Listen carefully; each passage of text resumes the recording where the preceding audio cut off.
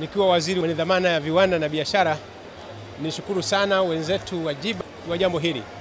Usiku huu ni usiku mahususi sana, hasa katika siku ya kuenea katika Eid al-Fitr, lakini tunaona kwamba hapa leo wafanya biashara karibu 217 ambao wanafanya biashara hizi ambazo kubwa zaidi zinawavutia watu kuweza kupata zawadi za aina mbalimbali, lakini kubwa zaidi tunaona kwamba mkesha wa siku wa leo zaidi ya watu kati ya 5,000 mpaka 10,000 ambao tunatarajia watakuwepo hapa ni jambo kubwa zaidi. Kubwa zaidi naona kwamba sasa katika kipindi cha serikali ya awamu ya 6 chini ya Daktari Samia Suluhu Hassan tunaona milango ya biashara, milango ya uwekezaji inazidi kufunguka. Tuwaombe Watanzania wengine au wawekezaji wengine, ni waombe Watanzania tutumie fursa hii kuja kutembelea maeneo kama haya kupata bidhaa mbalimbali. Lakini si bidhaa mbalimbali peke yake, japokuwa vile vile ukifika hapa katika maeneo haya ni sehemu ya kujifunza, unakutana na watu wa aina mbalimbali na badilishana mawazo na badilishana mambo ya kibiashara katika usiku maalum ambao ni jambo la faraja kubwa sana. Nikiwa waziri wa viwanda na biashara, hakika nimefarijika sana na maonyesho haya muhimu sana ambayo ya usiku huu wa leo wa siku ya tarehe 29 yanafanyika hapa jijini Dar es Salaam katika viwanja vya Diamond Jubilee. Bismillahirrahmanirrahim. Kwa majina naitwa Sheikh Walidi Alhadi Omar Kawambwa, Sheikh wa mkoa wa Dar es Salaam, lakini pia ndio mwenyekiti wa kamati ya amani ya mkoa wa Dar es Salaam. Kwanza namshukuru Mungu Subhanahu wa Ta'ala kwa kuniwafikisha kwa mapenzi yake makubwa kuhudhuria soko kubwa hili la Ramadhani takriban katika kila mwaka, na namshukuru Mungu hii ni mara yangu ya 3 nafika hapa, lakini kila nikija nakuta mabadiliko makubwa sana. Mwaka juzi tofauti na mwaka jana, lakini mwaka huu nimeshangazwa zaidi. Nimeona soko limekuwa kubwa zaidi ya double. Kwa hiyo kwanza nawapongeza ndugu zetu wa JIBA kwa kuandaa kitu kama hichi.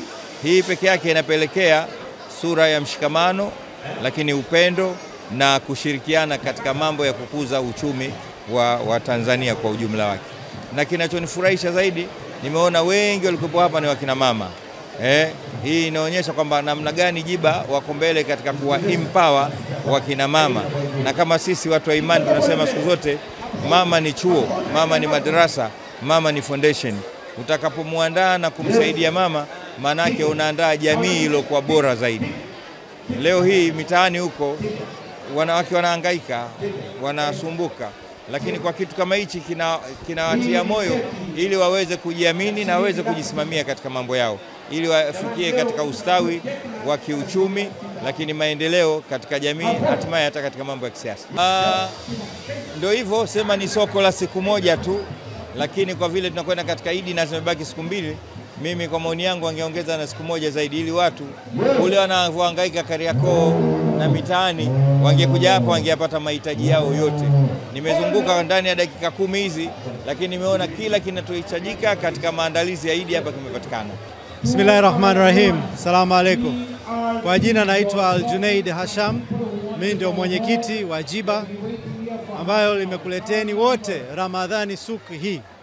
Kama tulivyosema, Ramadhani Souk ni soko ya Ramadhani ambayo inaunganisha ndugu zetu wa Kiislamu na wale ambao wako kwenye Kwaresma wa Kristo, na wengine wote wanayokaribishwa kuingia kwenye soko hili kununua bidhaa, kufarajika na kuangalia sikukuu zaidi na Pasaka ambayo inakuja. Kwa mujibu wa soko, naweza nikasema kwa niaba ya kamati yangu, kwanza nawapa hongera sana kamati iliyofanya kazi kwa bidii. Pamoja na hilo, nashukuru wito kwa mwaka huu umezidi mara 2 ya wito ambayo tuliyopata mwaka jana, na kama mnavyojua soko hii huu ni mwaka wa 4, na inshallah mwakani tutakuwa na nyingine. Mimi sitakuwa mwenyekiti, atakuwa mwingine mwenzangu, lakini tunaendelea kupambana na kuhakikisha kwamba soko hii Ramadhani Souk ikae maisha na iwe daima kwa ajili ya Watanzania wote. Majina yangu ni Lulu Kabanywanyi kutoka Access Finance. Tumekuja leo kwenye JIBA Souk ya 2025.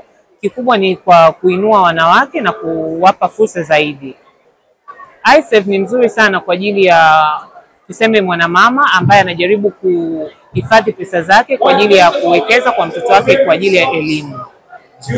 Tukisema hivyo tunamaanisha kwamba anaweza kawekeza kidogo kidogo, na baada ya muda mrefu, tuseme miaka kadhaa, inaweza kumsaidia kwa ajili ya elimu ya mtoto wake. Mfuko mwingine unaitwa iCash. iCash ni mfuko mzuri sana kwa ajili ya limbikizo la kila siku. Kwa mfano, mtu ana biashara ndogo, ile pesa ndogo ndogo kuliko kuhifadhi ndani ama kuweka benki ambako kuna makato, ni vizuri uiweke kwenye iCash. Maana yake hela inaendelea kupanda kila siku. Mfuko wetu wa tatu unaitwa Iman. Iman ni mfuko ambao ni halal. Halal tunamaanisha kwamba hii hela inaenda kuwekeza kwenye vitu kama shares ambazo ni za Twiga Cement pamoja na Sukuk ambazo ni za Kiislamu. Ili kuwa mwanafamilia bora wa Global TV, usisahau kusubscribe, like, kushare na kucomment. Baada ya kusubscribe, bonyeza alama ya kengele ili kupata taarifa kwa kila video inayopanda Global TV Online.